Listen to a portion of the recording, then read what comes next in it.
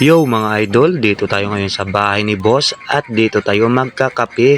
Kita nyo naman mga idol, yung tasa natin na may kape, mayroon pang muka ni boss yan. At syempre, yung gamit natin yan, yung 14-in-1 na kape. Nako, pampalakas ng katawan yan with saging na sabayan yung breakfast natin mga idol. Diyan tayo kukuha ng lakas ng katawan sa trabaho natin ngayong araw mga idol. At ito nga yung pangalawang araw sa pagpipintura sa bubong ng bahay ng busing natin mga idol. O diba, parang bagong-bago na talaga yung bubong ni boss at kinulang nga sila ng pintura dito mga idol, kaya umalis muna tayo saglit. Aalis muna tayo mga idol para bumili ng kulang na pintura mga idol para matapos na talaga nila. Kaya pumasok na tayo dito sa sasakyan para madrivean ito papunta ng Welcome Depot mga idol, kasi doon kami ni boss bibili ng pintura. Bali dalawang sasakyan yung gamit namin dyan mga idol, kasi pagkatapos namin bumili dito sa Welcome ng pintura, si boss naman mga idol ay didiretso sa Kalibo kasi may appointment at ako na lang yung bubalik sa bahay nila. At yung time na yun mga idol, dito na kami sa loob ng Welcome.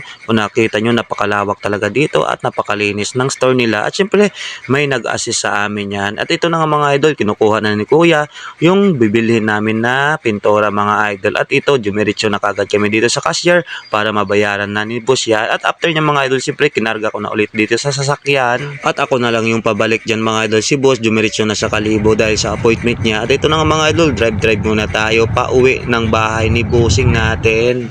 At yung lugar na yan mga idol, yan yung papasok papunta sa bahay ni bossing. O diba, yung daan saktong-sakto lang talaga yung sasakyan, kaya kung mahina yung pag-drive mo dito, sasabit ka talaga dito mga idol, sa pader kundi sa puno. Habang palapit na nga ako sa bahay ni boss, kung nakita nyo yung gate na pula na yan, yan yung bahay ni bossing mga idol. At nang malapit na talaga ako dito sa gate mga idol, magbubusinan na sana ako para pagbuksan tayo.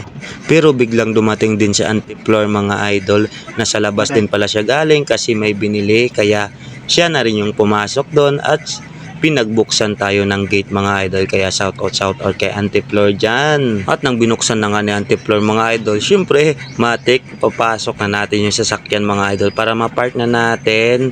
At ito na nga mga idol, papasok na tayo dito sa bahay ni bossing. Dito muna tayo magtatrabaho ngayon. Nagkasabay-sabay kasi talaga mga idol yung patrabaho ni boss. May trabaho dun sa resort niya sa Apgat Angalan, tapos may nagpipintura dito sa bahay niya, kaya dito tayo para magtulong kay boss kasi napakarami din talaga ng appointment ni boss natin. At habang busy yung mga trabahador natin sa pagpintura mga idol, ito dito na tayo dumiretso sa may kusina mga idol. Siyempre partner ko si Auntie Flor dyan, magluluto kami ng pagkain mga idol ng trabahador. Siyempre pati na rin kami kakain yan. Magluluto na tayo ng ulam for lunch mga idol. Adobong manok yung lulutuin natin ngayon mga idol. Siguro may 3 kilo yan o 2 o kalahati.